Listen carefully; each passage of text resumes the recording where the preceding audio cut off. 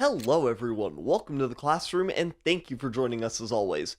Every once in a while I get to talk about my single favorite manga artist of all time. So today we'll be talking about Junji Ito's Frankenstein.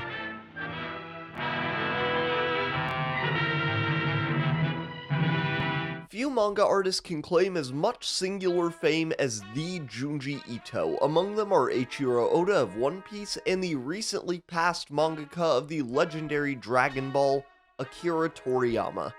Like Oda and Toriyama, Ito is often cited by artists around the world as an inspiration, such as Jordan Peele, the horrific mind behind Nope, Get Out, and Xmas Jackson Flaxen Waxen. California, University of Pennsylvania. And in 2018, Ito released his adaptation of Mary Shelley's seminal horror novel, Frankenstein or the Modern Prometheus. I have always been a fan of horror, from being introduced to classic films like Dracula, The Omega Man, and The Shining. You mean Shining? Shh! You wanna get sued? Through Simpsons' Treehouse of Horror. But Junji Ito exemplifies so much of what I've grown to absolutely love about the horror genre.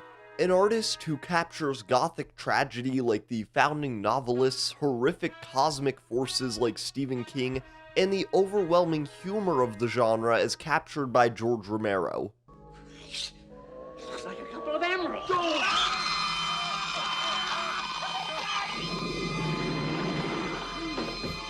However, that doesn't mean everything he's made or even done is perfect. Most don't know this, but Junji Ito nearly got cancelled in 2019 for eating several hitchhikers, but people got over it. I wish that this brief sojourn into cannibalism was the only mistake in Ito's career, but unfortunately the Ito animated collections and the live-action adaptations have been... Did you say something to me? Nothing. Not a word. Oh, I heard what he said. He called you an arrogant fool. Is that true? Damn you, Sairi! Zoichi! So how am I the fool here? Scary.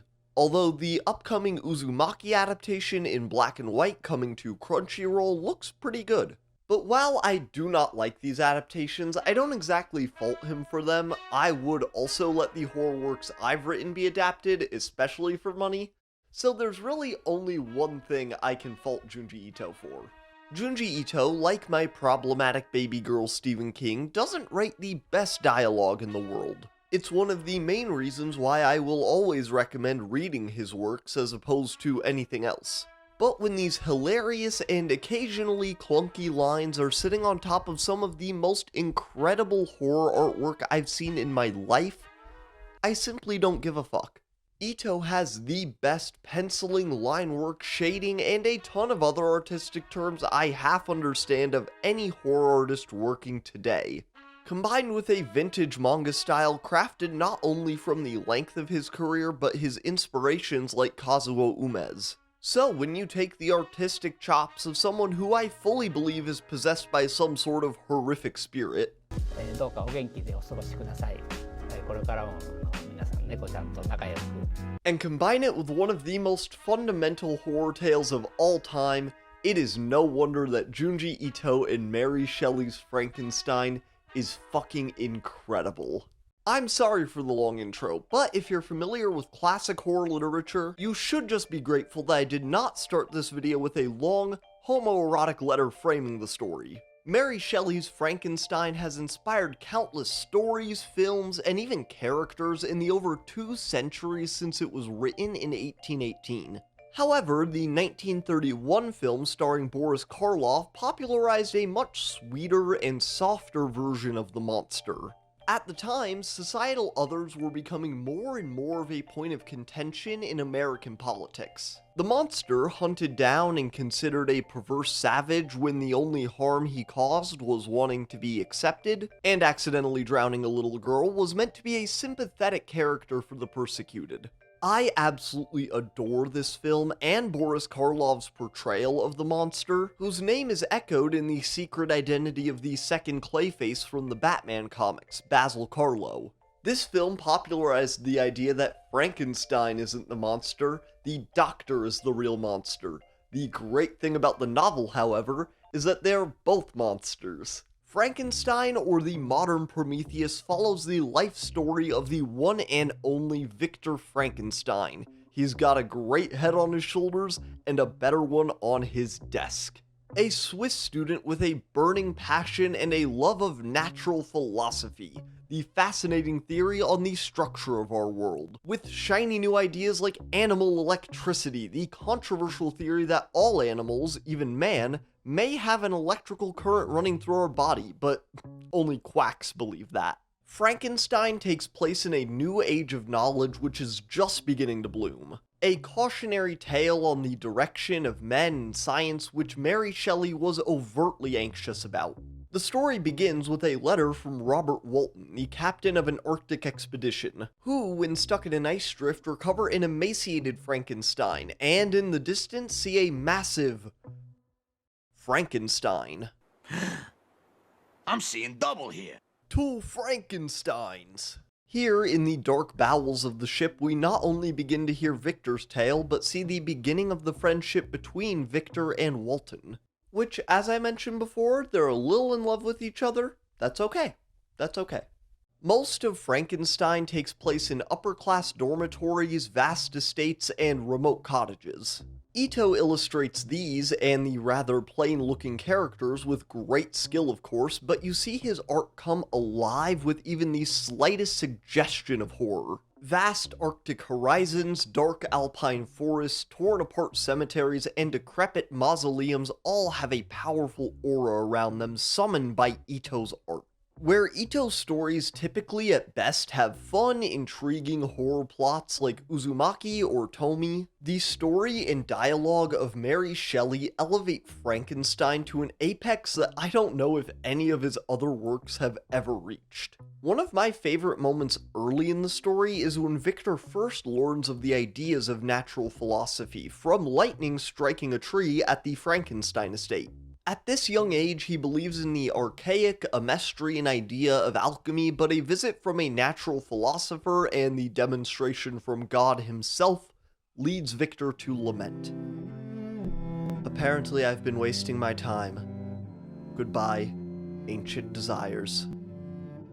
Victor and his monster are both a reflection of the vast critiques Mary Shelley had over the male sex. Unsurprisingly, being the daughter of noted feminist philosopher Mary Wollstonecraft, some adaptations have felt the need to further motivate Victor's creation of the monster through love or loss, but in the original story, he needs no ignition but the stroking of his own ego, wishing to become unto a god. The Golden God! The monster, on the other hand, which Ito illustrates just incredibly with gargantuan, uneven proportions and ever-rotting skin, is simply as the novel describes him: a base demon. Frankenstein the film is one of my favorite examples of a tragically misunderstood character. Frankenstein the novel, however, is one of the best tales of murder and revenge that I have ever witnessed. In Frankenstein, while men do experience tragedy and misery, not least of all Victor, women are often left to suffer without agency. The recurring imagery of a guillotine around the family maid, Justine, is particularly striking. The monster represents the most base, violent desires that Mary Shelley saw in the men around her. Ito's illustration of him, from his uneven, janky limbs just before his animation to his haunting eyes which strike Victor just before he gives him chase for nearly a year. In that first year, while Victor is largely bedridden at the care of his longtime friend, Henry, the monster goes from a briefly sympathetic creature to a plotting murderer. All the while, Elizabeth, who grew up with Victor and is promised to marry him, waits at the Frankenstein estate until her murder at the hands of the base demon. Shit, man, I can't believe they made Frankenstein political. The way that Ito illustrates the monster, combined with how terrifying and surprisingly intelligent he is, makes him one of my favorite literary villains ever. The monster's first murder is of Victor's youngest sibling, William, which he then has the cruel clarity to frame on the maid Justine, which the law of the era enthusiastically accepts. But the Beast has his most vile request when Victor meets him again in a remote mountain cabin while they share a nice brown bear barbecue. I love this little guy. He's so much better than this weird creep.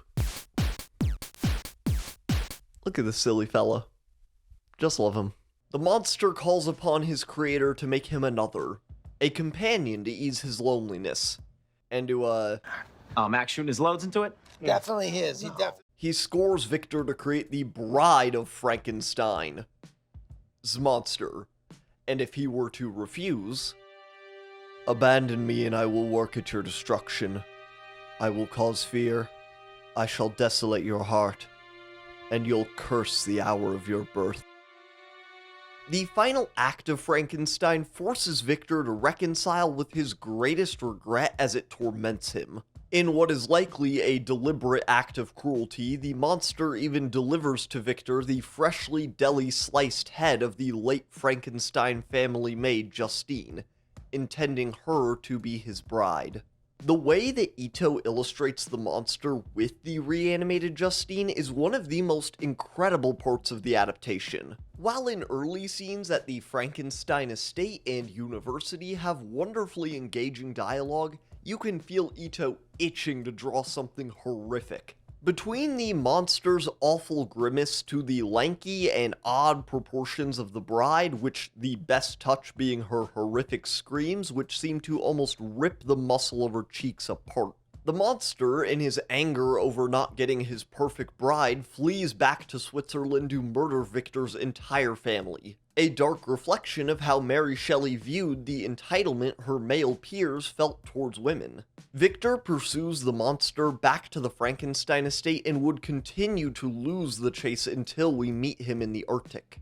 Mary Shelley and Junji Ito's Frankenstein is an incredible, faithful adaptation of the modern Prometheus. While I do think that this version of Frankenstein may be the very best work Junji Ito has ever lent his name to, I still love his solo albums. Soichi has become my new favorite recurring Ito character, Black Paradox is a really great little mystery, and Tomi, even the very first chapters, are still fantastic horror literature. I actually decided to do this video because for some reason people still watch my Tomi video from like way back when, and I'm always willing to talk about more Junji Ito. Please let me know down in the comments what Junji Ito stuff you'd be interested in me covering, but to close out this letter from Captain Robert Walton, that is the video for this week, y'all. I'll see you next time. Goodbye.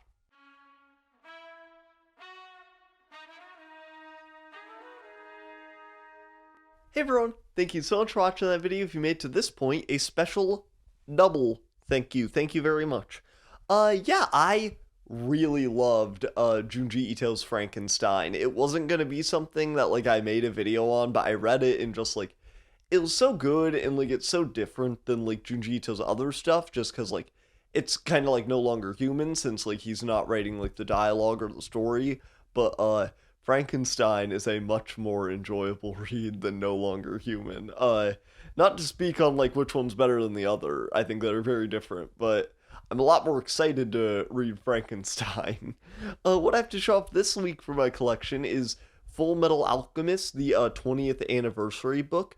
This is actually sort of a little twist on Girlfriend Gift Time because I got this for her, but she's cool, so she lets me borrow her things. Yeah, I might be referencing and researching this piece of this little guidebook at some point here soon, maybe for something, who knows. I'll see y'all next time though. Goodbye.